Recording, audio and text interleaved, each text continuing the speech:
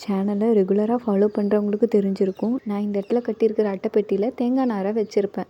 குருவிங்க எப்போ கூடு கட்டுவாங்களோ அப்போ இதை எடுத்துக்குவாங்க.